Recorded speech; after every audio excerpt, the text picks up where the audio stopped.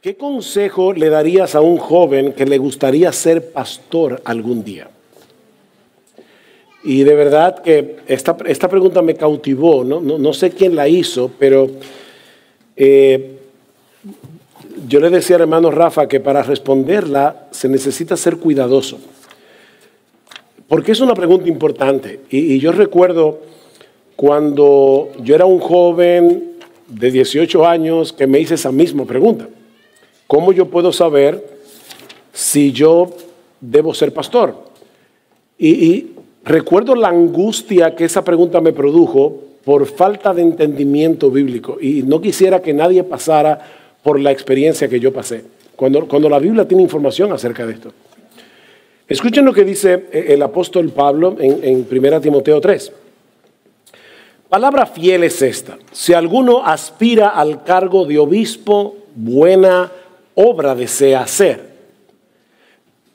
Pero, como dice el texto en la Reina Valera, es necesario, voy a leerlo como dice la Reina Valera, dice, pero es necesario que el obispo sea irreprensible, marido de una sola mujer, sobrio, prudente, decoroso, hospedador, apto para enseñar, etc.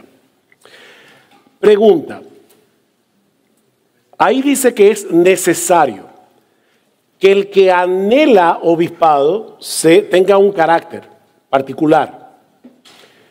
Y esa palabra necesario es la misma que aparece en Juan capítulo 3, versículo 3, cuando Cristo le dice a Nicodemo, te es necesario nacer de nuevo. Así que nadie puede entrar en el reino de Dios sin haber nacido de nuevo. Nadie debería entrar en el ministerio pastoral a menos que tenga este carácter. Porque Pablo no dice es opcional. Pablo dice que es necesario. La pregunta es, ¿y quién evalúa eso? Y ahí es donde entra la angustia del joven que dice, Señor, yo estoy en la universidad estudiando una carrera, tú me estás llamando a dejar la carrera y a irme a un seminario o donde sea a prepararme para ser pastor. ¿Cómo yo descubro eso? Miren, mis hermanos, y a este joven que hizo la pregunta, gracias al Señor que Él no puso todo ese peso sobre el individuo llamado, sino que Él reparte esa carga y la reparte en tres partes.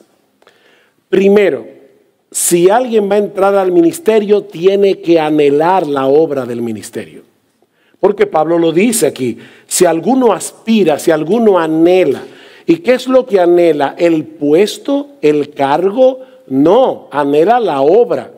Yo anhelo pastorear las almas, yo anhelo hacerle bien al pueblo de Dios, yo anhelo predicar la palabra de Dios. Entonces, debe haber un anhelo en el individuo, pero Pablo está diciendo, pero ese anhelo todavía no es suficiente. Alguien tiene que evaluar a este individuo para ver si él tiene las características que Pablo menciona aquí. Debe ser irreprensible, es decir, él no puede ser verazmente acusado, no es que sea perfecto porque nadie lo es, no es que sea sin pecado porque nadie lo es que no tenga ninguna tacha moral en su vida que sea incongruente con un embajador de Jesucristo. Debe ser irreprensible. Si es casado, marido de una sola mujer, sobrio, tiene dominio propio, prudente, sabio, decoroso, tiene su vida en orden, debe ser apto para enseñar, no codicioso de ganancia deshonesta, no dado al vino. Todo eso. ¿Quién evalúa eso? Bueno, en primer lugar, la iglesia. ¿Recuerdan cuando los apóstoles le pidieron en Hechos 6 a la iglesia recién nacida de Jerusalén, buscad entre vosotros varones? Ellos le dieron las características, hombres que fueran sabios, llenos de fe, etcétera, pero búsquenlo ustedes. Y luego fueron presentados delante de los apóstoles, quienes les impusieron las manos. Así que hubo una aprobación final de parte de los apóstoles. Y es lo mismo que vemos aquí. Pablo le dice a Timoteo, Timoteo, no impongas con ligereza las manos a ninguno. Así que tiene que haber un anhelo, pero tiene que haber una evaluación de parte de la iglesia. Miren, hermanos, una persona que tenga las características que Pablo enuncia aquí, incluyendo que no sea un neófito, no un nuevo creyente, y al mismo tiempo es apto para enseñar, ese individuo no va a pasar desapercibido. Yo recuerdo, creo que fue Howard Hendricks, era un hombre muy ocurrente, que en una ocasión había un joven en su iglesia que decía, yo creo que Dios me ha llamado a predicar.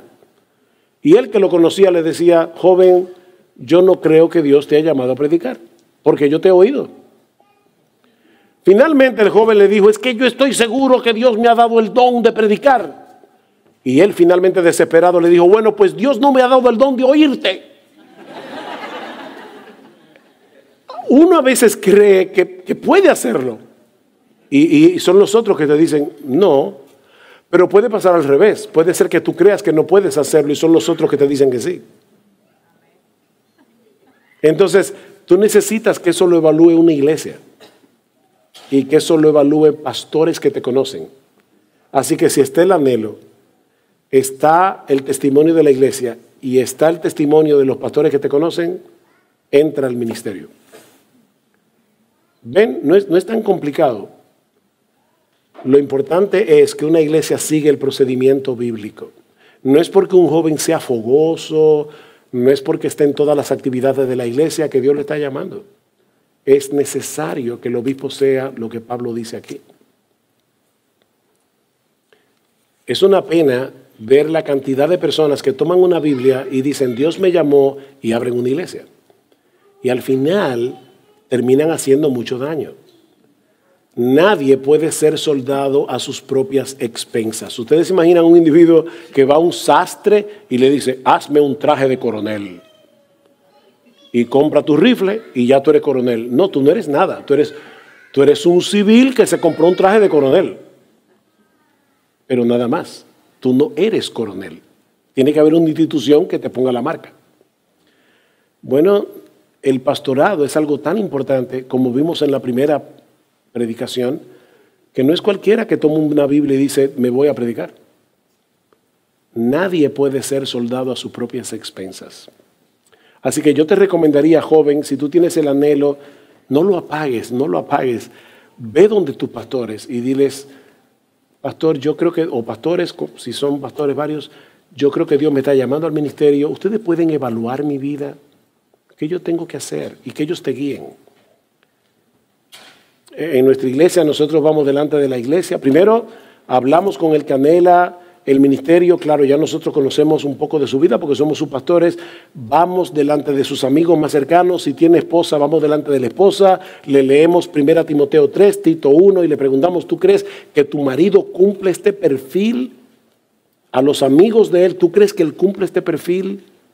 Y si es así y todo va bien, vamos delante de la iglesia y le decimos, hermanos, estamos considerando a nuestro hermano Juan Pérez para el ministerio pastoral. Si alguno de ustedes tiene una objeción en su contra, nosotros le vamos a dar 2 meses a la iglesia para que ustedes en privado hablen con este hermano y le digan claramente, yo no creo que tú puedes ser pastor.